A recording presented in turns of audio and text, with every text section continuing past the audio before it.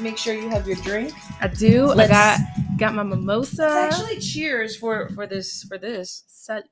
Cheers. Look, that's good. I'm proud of this decision.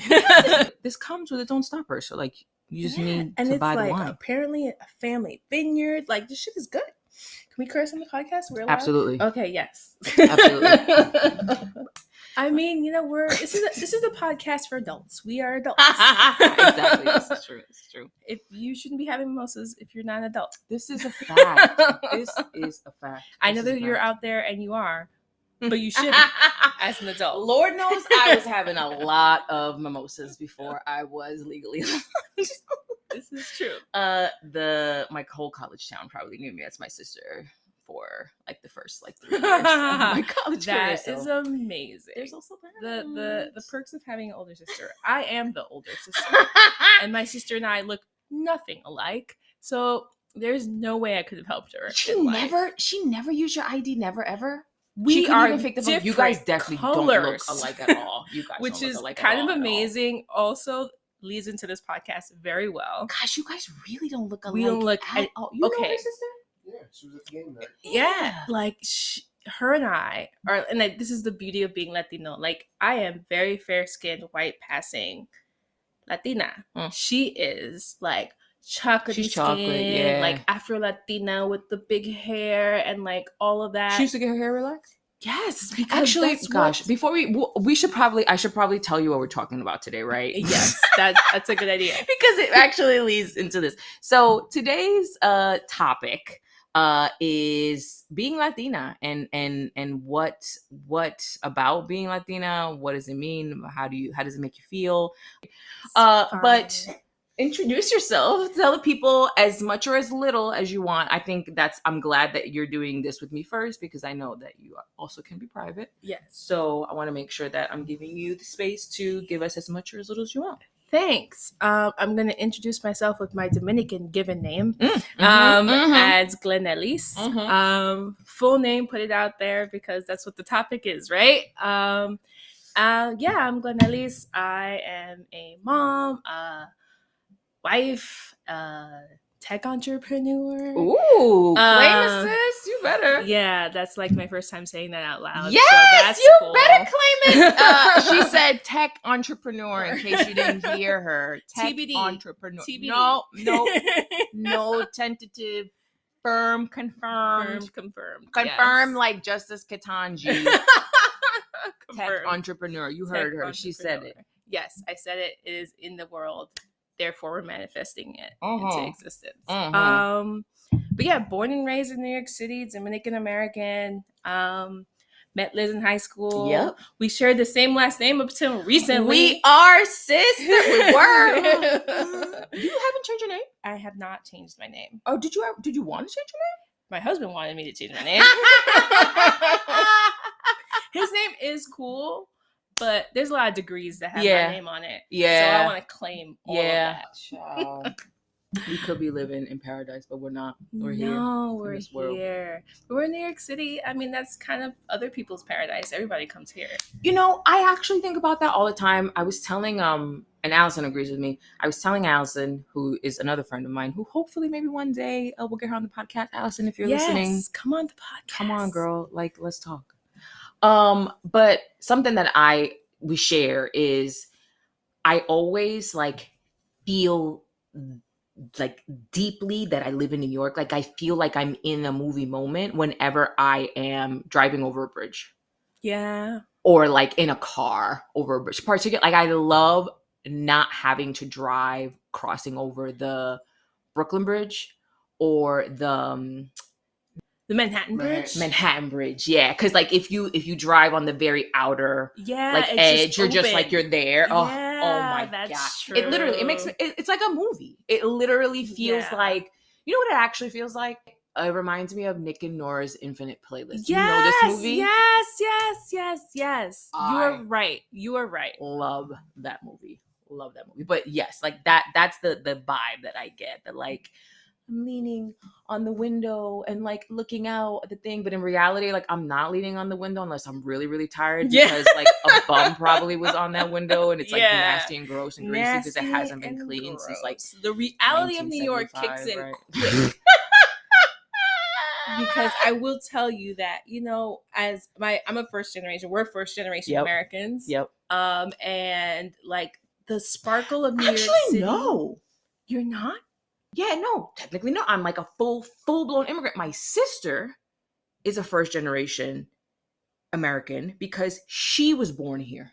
She was born and then something happened and they decided that they were going back to DR. And then that's when I was born. Right. And I was born there in DR. Funnily enough, I talked about it on like just the episode that I just released yesterday, which is I was born on election day in DR, which which is like a very big contentious deal. That is like exactly.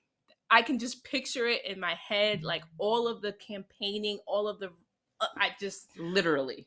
Exactly. Oh, wow. Exactly. To the point where I almost died because she couldn't have she almost wasn't able to have the C-section she needed to have because she was pushing forever. I wouldn't come. And then she needed to get cut, but nobody had the keys to the OR. But the nurse had fallen asleep in the OR because she wanted to take a nap uninterrupted.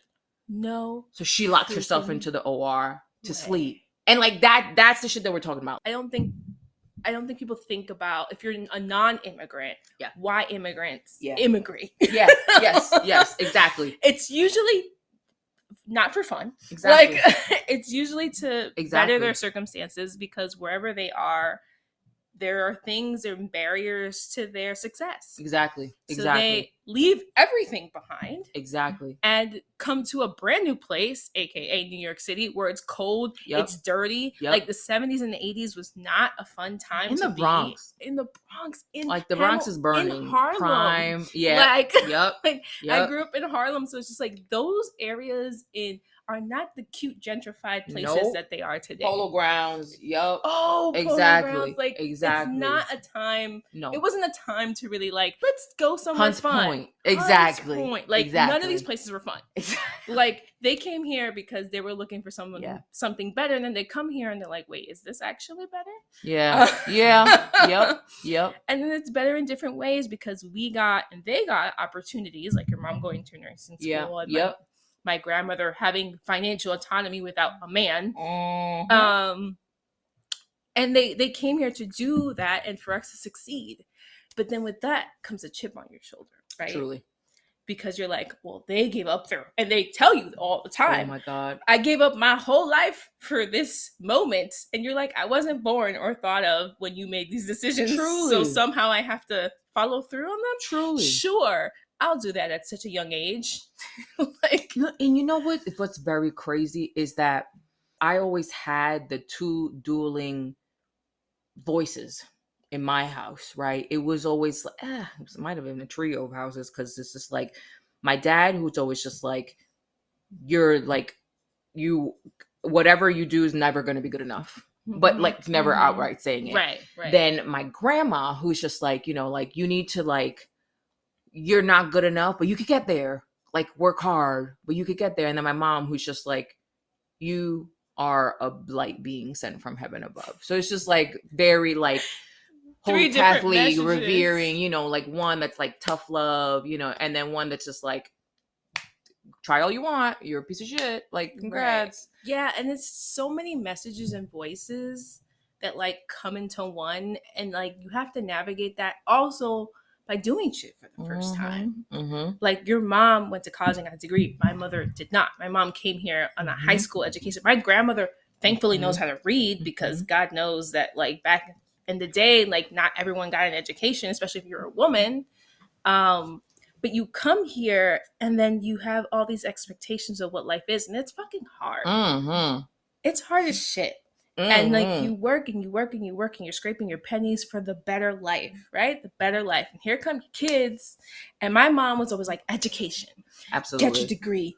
Education. It's the way to prosper. It's the way to move forward. The only way. The only way. And let's talk about that one day. The only way. Because we learned through this process that like we did all the right things, right? Quote All of it. unquote. All of them. We checked all the boxes. Check. Like, did all the things, but I'm not saying that we're not happy and that we're not succeeding, because we're making it for ourselves. Yeah. Kind of like they did, but it was like they were sold this American dream of like, you just have to work hard and you'll succeed and everything will just come. And then here comes 2008 when we're graduating, and it's just like financial crisis that we had nothing to do with, but we suffer all the consequences. Listen, millennials out here are just suffering all the time. All the time. And constant anxiety, all just trying to make it. And then you have the added pressure of like, you better make it. Yep. I did everything in my power for you to make it. Yep. You better make it and succeed. And I'm tired, so hurry up so that I could put my feet up, and like you can then take care of me. Yes, I need this return on investment needs to hurry up and pay off. For sure, because there's that added pressure about like, because I always think about, because I'm also a mom, I am financially planning for 3 generations. Like, I've been my mother's accountant, lawyer-ish person since I was in my teens.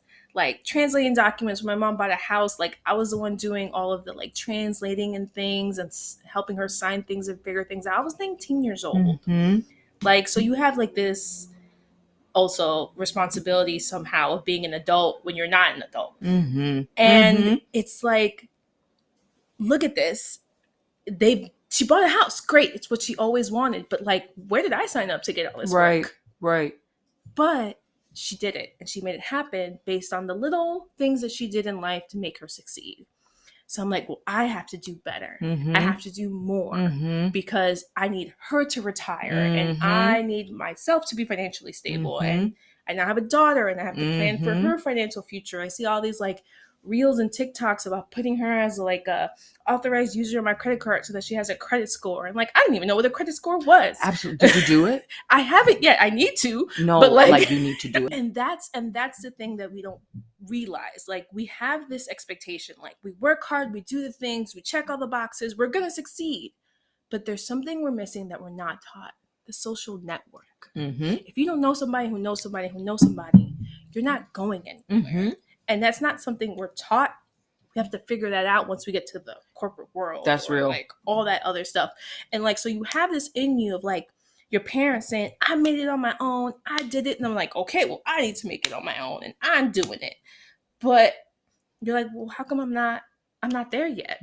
How come I'm not there yet? And it's because you don't know the tricks of the trade that all the people who are in positions of power or like higher up in the economic ladder already know these things. They teach that. Yeah. They set their kids up from birth with trusts, doing all these things, all these financial, and they hire people to do all this planning for them. And we're here like Googling our way through life.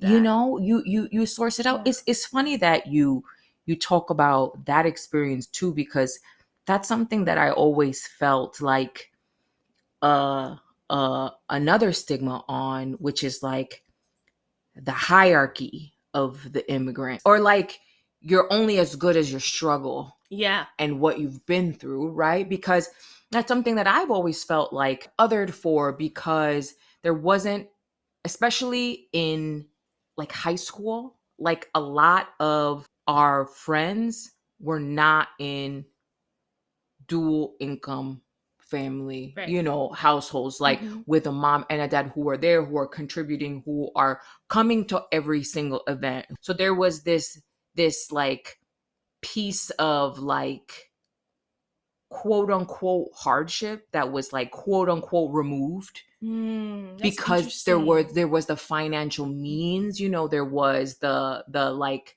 optics of the nuclear family. You know? Yeah. The reality of that is very different. So different.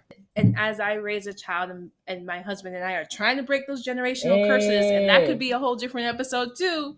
Amen. But we're trying to be parents that have the man doing work to raise a child just as much as the woman. It shouldn't just be my burden. I think that the matriarchs in Latina like households, they just don't get credit. Women don't get credit. Like, because your mom, okay, yeah, she had your dad bringing in money, but like, who was doing the raising? And she was a nurse. Like, she had this crazy ass schedule, I can only imagine, of like going out and caring for other people who like medically needed her. And then coming home to care for her family. So this is like this dichotomy of like having to do everything and all the things. And like, oh, but that's the woman's job, right? Yeah. The cooking, the cleaning, the cleaning. The child raising. There is no mommy does this, daddy does that. We're both parents. And that in itself is like, I have a supportive partner, so I'm very lucky. So it's not like he's like absent or anything and he's like there, but parenting is fucking hard. Raising humans not to be assholes is really hard. Truly. Because that's just how we're built. It sounds horrifying. Yes. It sounds horrifying. It is, but she's lovely and sweet, but also like she's working through things in life, and I'm like trying to be calm and not do like the I'll give you something to cry about type of parenting that we experience. She's wonderful. I mean, she's wonderful. Parenting in and of itself as a whole, I'm just like that. It's not for everybody. Scary times. But if you have a supportive partner, it's easier. If you have community, like I'm so like I had her a week before the whole world shut down. And you did. I was by myself with my husband. And we couldn't even leave the house if we wanted to. So it was a tough time to be new parents. Because we didn't have any physical support. So like when I was growing up, it was like I lived on the 4th floor of my apartment building. My aunt lived on the 1st floor. My other aunt lived across the street. And my grandfather lived down the block because he followed my grandmother here from DR. That's a different story. Right. But we were tight-knit. We're still tight-knit. And it's just like having that level of community, I'm really grateful for, because it really does take a village. Because like the mental load of like raising a child, the physical exhaustion of having the child, it's just like, and my family thankfully are more than happy, like, yes, please give me the kid, like go away, go to any vacation you want, please give me the kid. I just tell all my family, this is the energy that y'all need to come with. Don't come with no other energy, because when this baby comes, I am dropping off the baby with the baby's backpack, all of the frozen breast milk in the cooler, ready to go, clothes for you, clothes for the baby, food for you, food for the baby, and my bag's packed so I could leave. I'm out. So I'm really thankful that part of our culture has that level of community in it, just kind of built in. It could be annoying as fuck sometimes. This is true. Because they can be super overbearing. But at the same time, I'm really thankful because I saw what life was like without it. And I'm like, oh, no. I need this. This is true. So your husband is not Spanish. He is not. He is identifies as Black, and his family is, his dad's side of the family is from Belize. So we have a dual language household where I try my best to instill Spanish in Mia, because my grandmother, her great grandmother, only speaks Spanish, and I would love for them to just like actually communicate. So that's an important part for me. Also, I just think there's so much I love about us. And I wouldn't want to be anything other than us. Because I just think it's so like amazing to have these roots to like stick to, you know? And like one of the things that I really appreciate about my upbringing is that we'd go to DR. I wasn't born there, but we'd go there pretty often. And to see the difference, like it's a different kind of life you live there, right? It's like tropical, it's more free, it's more air, it's more connected to nature, but you see differences in how grittier. People live. It's grittier, it's dirtier, it's rougher. It's rough. Like you have to watch your back. Even like your cousin or so-and-so. I'm too bougie. I haven't gone back in a long time because I keep hearing all these horror stories about stuff. And like, but I do want her to visit to understand, because I think that really informed what I studied, like political science, and like we got that little taste of globalism. Just being who we are.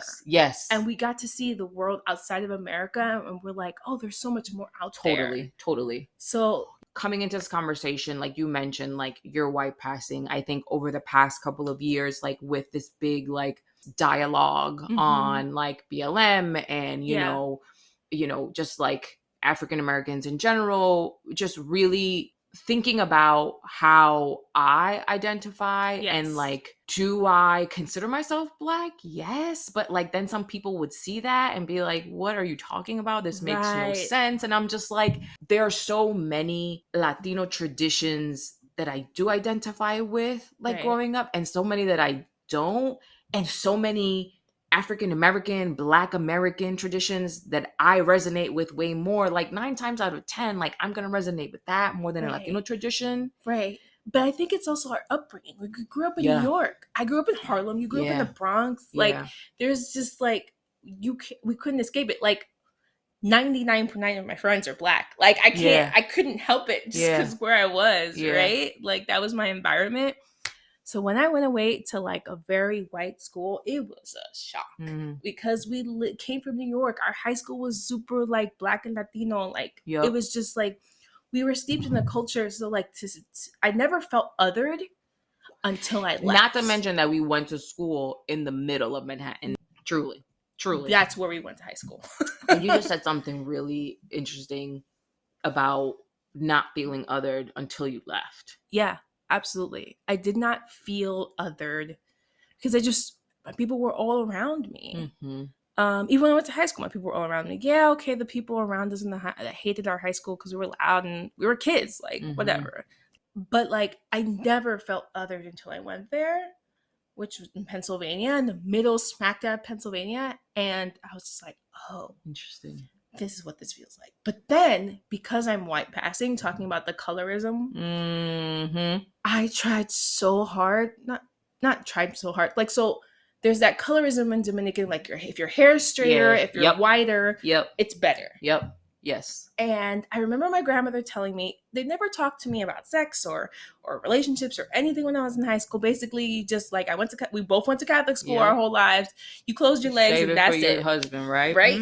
So then I got to college and my grandmother was like, "Oh, is there any white boys with blue eyes that you're like winking at?" And I was like, 100%. I was just like, what is this? Baby, that was the goal. Yeah, like, listen, you got a good old Zach Morris. Yes. Can you imagine bringing home a Zach Morris? That was like, they would have put me on a pedestal. Oh my like, God.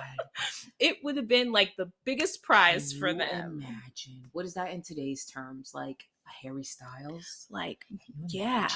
Like, that's what we would have to, that was like the approval rate, right? Yeah. And we both ended up with pretty dark-skinned husbands. Yeah, 100%. 100%. So it's just very funny that that's what their goal for us and our goals for ourselves are very different. Yeah, 100%. So I would wear my hair straight all the time. Go to Dominican blowouts, get the hurlos, do all the things. The minute I went over there, 1, there was no one who knew how to do my hair, so there was that. Fact. 2, I wanted to not be one of them. I can at that time, it was much thinner. I could very much pass for just being white. No one would know unless you heard my name, right, where I was from. Right. And I wore my hair curly. I had a JanSport backpack that had all my flags because I'm Puerto Rican, Dominican, and American. And I was just like the president of Latino Caucus, in this, in that, in this, to differentiate myself from them because it's like, I'm not you. Yeah. This is not my experience. And I was just like, but I wanted to be different. Yeah. I'm not you. Yeah. So it's like a really weird experience of being white passing, but not wanting to assimilate. That was the worst thing. Yeah. Sorry. Yeah. No. I mean, it's so funny because you would think that I would have had the same, if not worse, experience because I went to school in a podunk town in Florida. Like, the town was a mile long. The only thing in the town was my school and the Abbey across the street and the golf course. That is it. That was all that existed there. I loved it.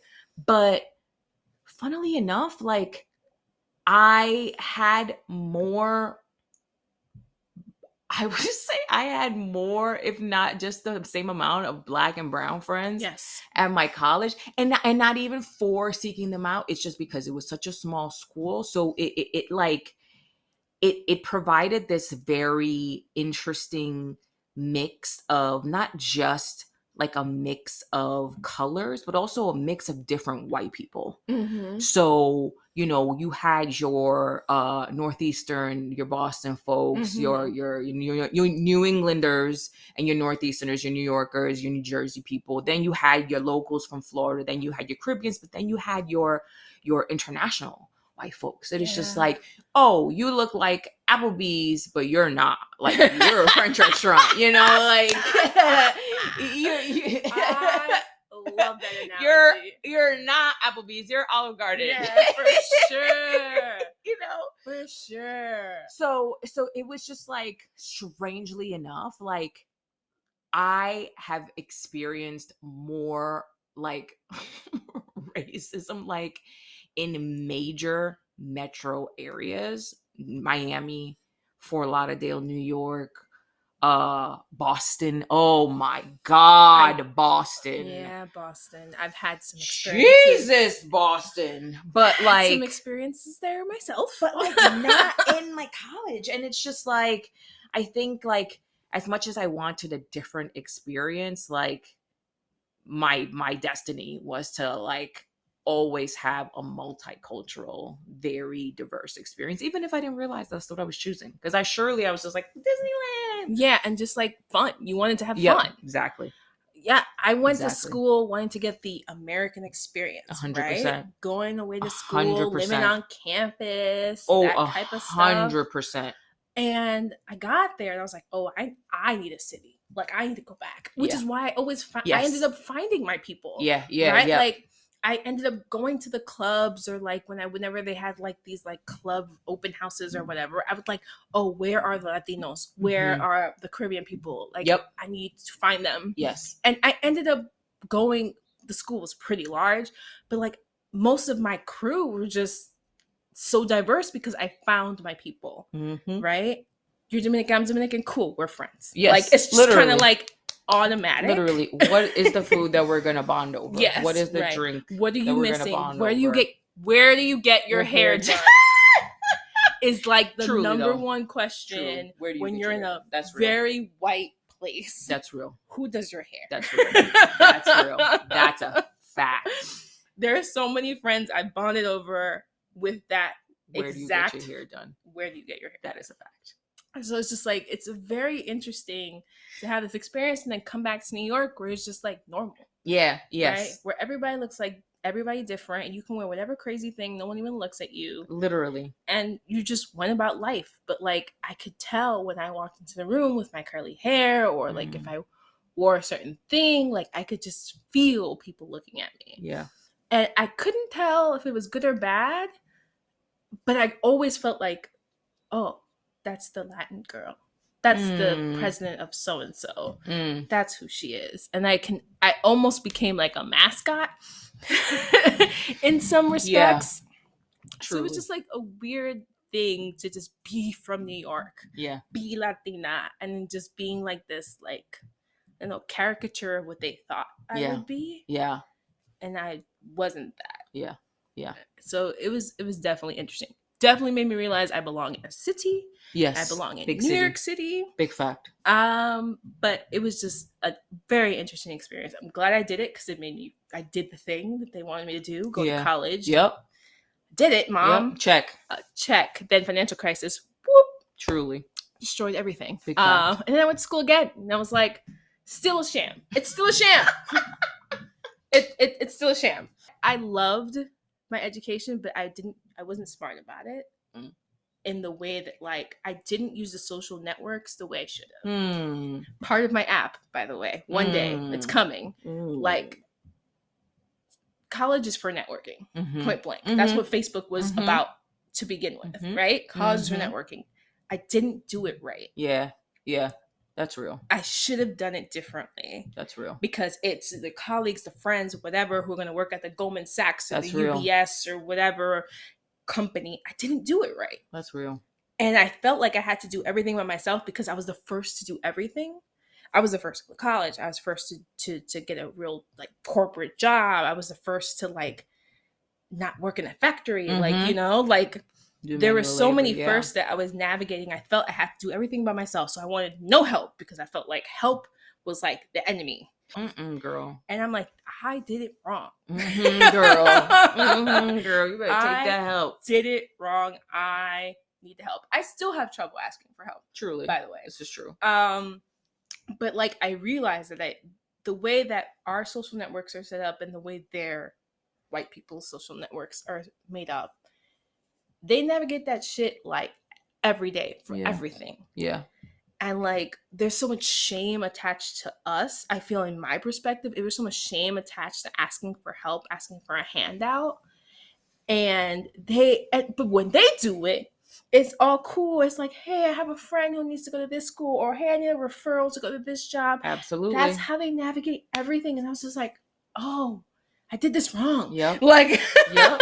Listen, if you want to know more about dealing with shame, listen to the previous episode of my podcast that I put out. But literally, yep, there's so much shame. I did this wrong. And now I know what the right way to do it is. But well, you know what? Speaking of, since we're rapping, what would you say to a young Latino, somebody who's like trying to figure out where they sit, where they belong, and just like what you know now, hindsight 2020? Oh my gosh, hindsight is 2020. First off, I'd say you guys are so lucky to be in this era because you can find your people faster than we can find our people. I'd say find your people. Like I'd say find your people, like love your culture, find your people, and like you're doing it right. I know that you think you're not, but you're doing it right. And the thing that you're doing, because I feel like this generation, I feel so old saying this generation. But I feel like you have so much at your fingertips, like just like resources sure. Just available to you. For sure. And like step into your light, step into your flyness. Step into your light, yes. And like down with patriarchy because because I just think that we also grew up with all these like gender norms of like the man does this, the woman does this, the man does this, the woman does this. That's real. And I'm like, no, I can do anything I want to do. That's real. And I saw the women behind me do it, but they just grew up thinking that they couldn't. Yep. And I'm like, no, I can do anything. And that's what I want to instill in my daughter. Like, you can do anything. You can be anything. Like, I read her like rocket science books and all this ridiculous shit she probably doesn't even care about at this age. But like, I read her, like, shout out to this, this is a plug, Little Bros, Little Libros, which is like books for like they're bilingual kids. And they have this book called Contando con Frida. Ooh. And it's just like, I didn't know who Frida was until I was like way older. Yeah. And like, here's like I started reading to her when I was like 1 or 2 years old, learning about Frida with Una Casa Azul, Dos Pinceles, like different, like just pieces of her life, but like teaching her something. She has they have all these icons in history that we didn't have. We didn't figure this out till now because we weren't taught any of this stuff. Yes. So like, I'd be like, find your people, step into your power. You're doing the right thing, and social network your way to success. Hello. I love that. Hello. And listen, we're manifesting breaking generational curses and building generational wealth up in this mug. Every day, all day, from here on out. Boom.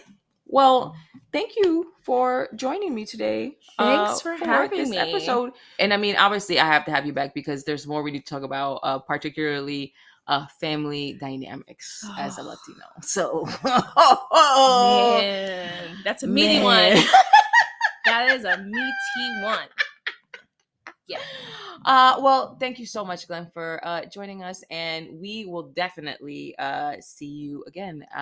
Mugfuls and Mimosas. Mugful of Mimosas. Lord, I've had too much mugfuls of mimosa. Listen, get this. What is this bottle? Where's the bottle? We put it away. Thanks for listening to this week's Mugful of Mimosas with Liz. If you can, please leave me a 5-star review on Spotify, iTunes, or wherever you listen. And follow me on Instagram or TikTok at LizLaughLoveNYC. See you next week. Bye.